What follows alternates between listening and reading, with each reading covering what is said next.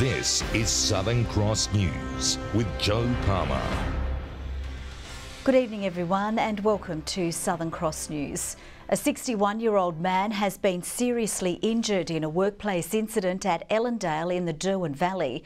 Police say he was supervising roadworks when a 17-tonne construction truck reversed over his legs. Construction halted in the Derwent Valley in the wake of a serious incident. Police and workplace standards on the scene after a road worker was run over by a reversing truck just before 10 a.m. The driver of the vehicle, being a work colleague, is extremely upset and he's currently assisting police with trying to establish exactly what happened here today. The 61-year-old was airlifted from the scene with serious leg injuries. The rescue helicopter crew handing him over to a waiting ambulance at the cenotaph. The leg injuries that he does have are serious, but we do believe that his injuries at the moment, based on the lower part of the body, are not life-threatening at this stage. Works have been underway in the area for the past few weeks, with the current focus on resurfacing the main road in the centre of the town. Authorities have shut down the site as they investigate the incident.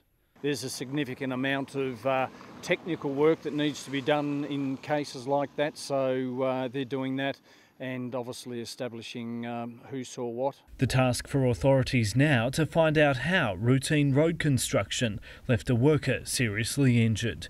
Michael Breen, Southern Cross News. New National Senator Steve Martin has revealed his party is planning on running more candidates in Tasmania at the next federal election. Liberal heavyweight Eric Abetz says the two parties are likely to run separate Senate tickets in so-called healthy competition.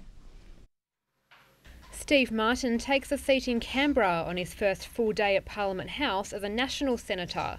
The former mayor today confirming he is expecting to take the #1 spot on the Tasmanian National Senate ticket at next year's election, with other candidates expecting to come forward.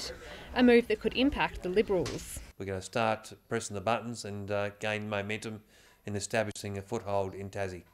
But experts say he is likely to face tough competition in the fight for the seat, with former party leader turned rival Jackie Lambie planning a comeback. And there's been a lot of politics around Liberal Party Senate pre-selection in Tasmania, and it was very unlikely that Steve Martin would get a winnable position on a joint ticket.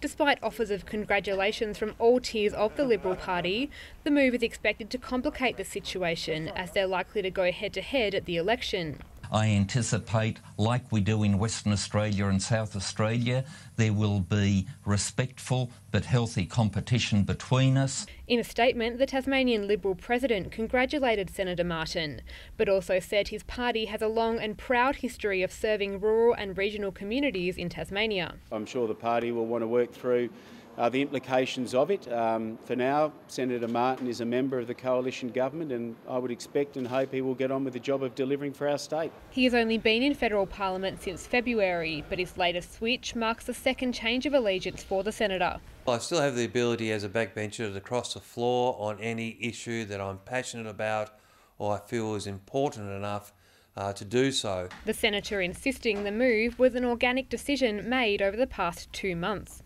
Michelle Wisby, Southern Cross News. The Environment Protection Authority has slashed the amount of fish farming allowed in Macquarie Harbour in the wake of mass fish deaths. Tonight it's being revealed more than 1.3 million fish died in just 4 months. Environmentalists say it's a demonstration of the government's failure to properly manage the industry. Fish farming on the West Coast has been in the spotlight, with concerns over the sustainability of the industry. The Environment Protection Authority today announcing it's cutting the amount of fish allowed in Macquarie Harbour from 12,000 to 9,500 tonnes. At a level that will allow the harbour to recover and allow the oxygen levels to restore. Authorities reacting after mass fish deaths, with the figure today revealed as 1.35 million fish between December and March. that's an elevated level of mortality and significantly due to the pilchard orthomyxa virus. Tassal and Petuna say they've partnered up to change growing and harvesting practices, a move hoped to offset issues. Can be exacerbated by stress caused by heat, low oxygen, and I think this summer we've seen some elevated temperatures and clearly some concerns about oxygen. The revelations follow ongoing criticisms about how the harbour's managed. The Greens ramping up its calls for a moratorium. The system there is damaged, possibly beyond repair. But what is damaged beyond repair is the reputation of Tasmania's EPA. The Premier's adamant the industry is sustainable and under world-class management. And we certainly appreciate that there has been significant environmental stress in Macquarie Harbour. That's why we've acted. We've also ensured that there are stronger protections. The EPA is better empowered. Only in Tasmania do you create marine dead zones in a World Heritage Area, push endangered species to extinction, and then pump in another 10,000 tonnes of salmon. The three big salmon companies declined interview requests. Louise Hedger, Southern Cross News. 3 known associates of the Bandidos outlaw motorcycle gang have been charged following an alleged home invasion in the state's northwest.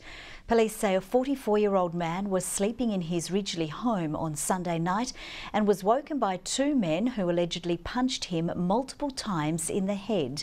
One of the alleged offenders was armed with a tomahawk and a wooden baseball bat.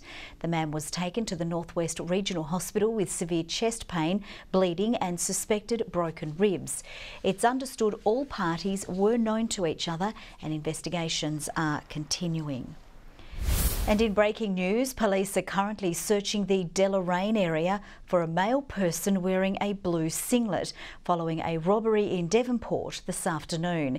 Anyone with information or who may have seen the man is urged to contact Crime Stoppers on 1800 333 000. Tasmania's Aboriginal community is tonight divided in its support of controversial artist Mike Parr, who will be buried alive as part of Mona's Dark Mofo Festival. Mr Parr will be sealed in a steel container under Hobart's Macquarie Street for 72 hours, in a politically charged statement aiming to shed light on the state's historical treatment of Aboriginal people. Some say the performance is insulting and should have included input from the Aboriginal community, while others support the exposure. He's going underground the same way that Tasmanian history is buried, and in our search for the truth, he's letting us all know this is the extent to which I've got to go to make you all see that you're not looking for the truth.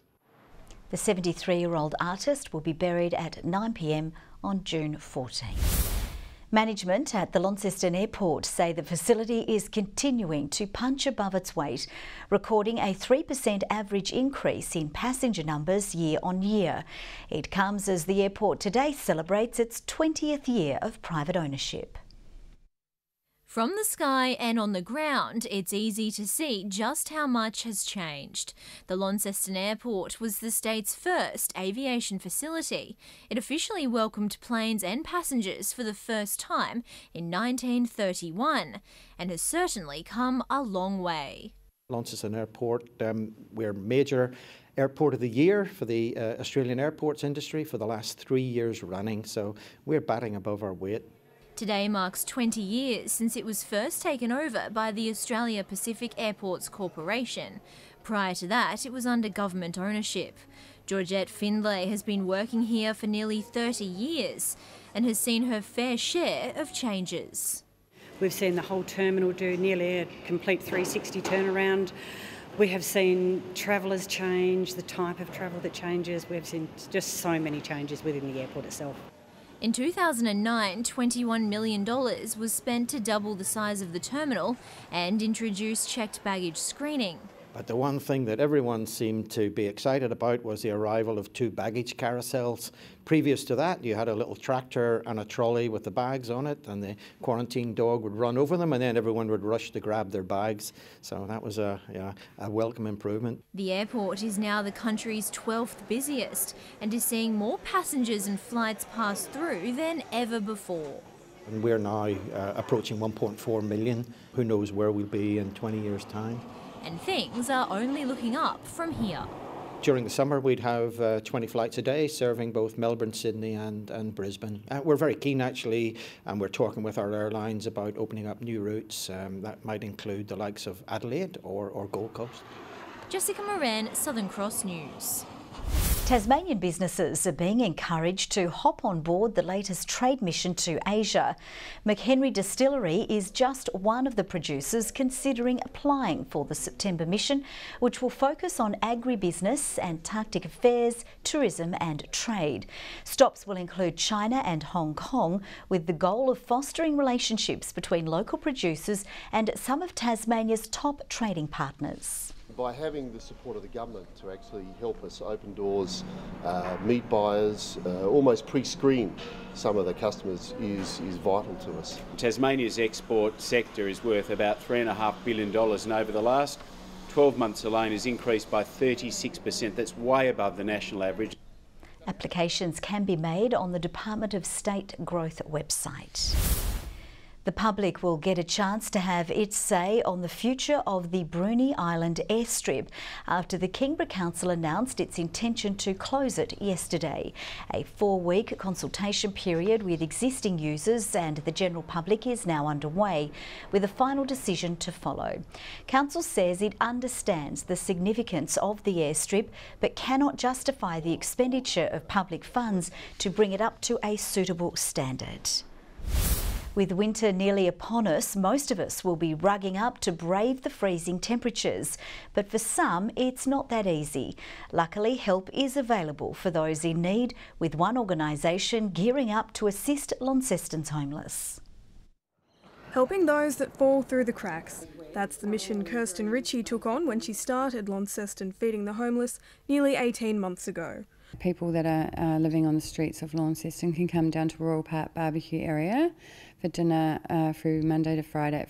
She says while other services are available, getting help can be a lengthy process. There's been many people in emergency situations where we've helped out firsthand without any delays or going through appointments and having to bring a whole heap of paperwork. The organisation is entirely dependent on the help of the community. And with freezing temperatures already setting in, they have a hard task ahead. Now we're seeing an increase of people on the streets as well as living in their cars and couch surfing. So basically with that demand, we're going to require a lot more help with donations. Luckily, they're not alone, with aged care residents lending a hand. Regis asked if they could contribute by getting the residents to help cook a lovely, warm, hearty meal to take down to the park once a month. And the act of kindness is doing more than feeding the hungry. Works both ways. It's giving them something to do and it's also helping those in need in the Launceston community. For now, Kirsten says staying warm will be the challenge for many. We've been fortunate, we've had a lot of people donate sleeping bags, but we are short of blankets. Anyone who would like to donate can visit the Strike It Out website. Judy Augustine, Southern Cross News. Legendary horse trainer Mick Burrell says he will continue to take a keen interest in racing as he enters retirement. Best known for guiding the Cleaner to starts at the Cox Plate, Burrell has revealed how he plans to be together with the gelding for the rest of time. Memories hang on the walls of Mick Burrell's home, the horses which turned a Longford trainer into a Tasmanian success story. Now an ongoing battle with emphysema has forced the 69-year-old to pull the pin on training, although his deep interest in the industry will live on. Oh, definitely. You know, especially with some of the new breed that's coming into the state. It's been quite a ride for Burrells, who has 70 victories to his name and drew national attention to what Tasmanian stables could produce. But Mick Burrell's legacy lies with the Cleaner. By Burrell's own description, the horse was a mongrel when he first laid eyes on him, but a connection formed. Burrells tamed the gelding's wild temperament and got him into shape. His attitude come right and he come right and he started putting in and I thought, hello, we've got him. And away he went. He went all the way to the Cox Plate twice, the first Tasmanian horse and trainer to ever get there. Up the side, 1400 left to go, and the Cleaner has the lead. It catapulted the Cleaner to colt status. At times, the attention baffled Burrells. Because he's a front runner, or and you know, it was tough, and he wouldn't give in, or what it was, I don't know. But They just bloody loved him.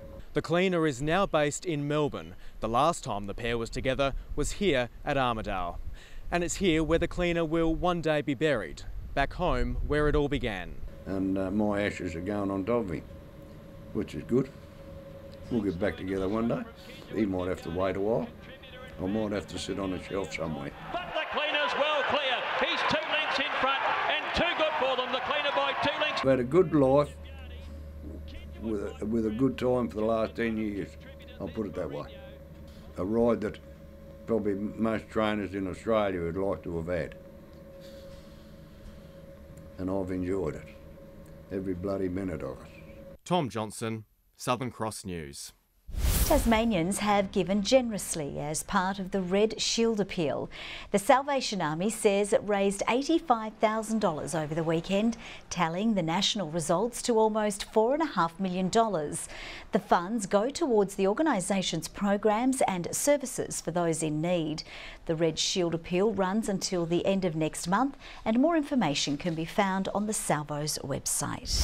Now let's take a look at the day's business and finance news with thanks to Tasplan, your local super fund. The Australian share market has closed modestly higher as gains by major banks, healthcare companies and miners offset weakness in other sectors. The ASX 200 index has risen by 9.6 points. A short time ago, the Australian dollar was trading at 75.32 US cents and 108.64 New Zealand cents.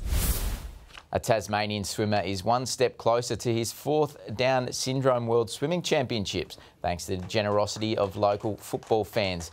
Aaron Miller receiving support from the Launceston St Kilda Supporters Group, which has raised money for the 23-year-old over a number of years. Yeah, I'm really excited and proud to be in the team. We're thrilled to be able to help out. You know, we raise money around the community over the 12 months to do these sort of things. And just to be able to do it is great. Aaron has previously won gold medals at World Championships in Italy and Mexico. He'll compete in 8 races in Canada in July. Good evening. Well, now it's starting to feel like the middle of autumn. Temperatures not too bad though. 18 for Hobart, 15 for Launceston, 16 for Bruny and Devonport with a rain band across the state and also plenty of wind. 19 was the maximum at Bushy Park, while 4 was the low at Bushy Park. Fisher River had 52 millimetres of rain to 9 a.m, while today the list was topped by Pine Tree Rivulet with 22. Grove and Friendly Beaches 18 degrees. Strawn and Flinders Island 16. Smithton, Low Head and St Helens 15 degrees, King Island 14. Now cloud with that front had an effect today as it moved across the state, eventually blowing off to the northeast of Tasmania, heading off to the Tasman tomorrow. You can see the spiralling effect of the low near our region, creating that onshore flow and patchy cloud also to the coasts of southern and western Australia. More coastal cloud off Queensland, but mostly clear elsewhere. Tomorrow, the next front has zoomed up to be ready to roll over us. A high pressure system with a broad ridging has most of Australia covered. 20 to 30 knot northwesterlies in the morning will shift west to southwesterly at similar speeds, but up to 35 knots over the north, swells to 3.5 metres. We do have a frost warning for the central north, Midlands and east coast, a gale warning from Sandy Cape to the top of Flinders Island, strong wind warning for remaining waters, a small craft wind alert for the lakes. A shower or two developing for Hobart, 13 the maximum. Cool day for Geeveston with a shower. Bothwell even cooler with a shower or two on the way as well. Launceston showers developing, 13 the maximum. 13 for Devonport, a windy day. Showers on the way too for Cressy after an early frost, and 12. Showers developing for Burnie, 13, 12 for Strawn, showery and windy for Curry on King Island and 14 degrees. And for the east, a late shower, 14 for St Helens and Swansea, Orford 13 degrees. On Thursday, showers over the west, far south and a few other places, but fine for most of the state. Possible shower for the southwest and southeast on Friday, light south to southwesterly winds, and on Saturday fine after a morning frost, apart from the east where an early shower is predicted. Further north tomorrow, mostly sunny in Perth and Adelaide. A late shower over Melbourne. Showers also forecast for Sydney and Brisbane. And currently 13 in Hobart and mostly clear. Clear in Launceston, well 85% clear in Launceston. Devonport at the moment 10 degrees and clear. Joe, I hope we're all clear on that matter right now. We are crystal clear. Thank you very much for that, Murph. That's all from the team for now. We'll see you a bit later with updates. Bye-bye.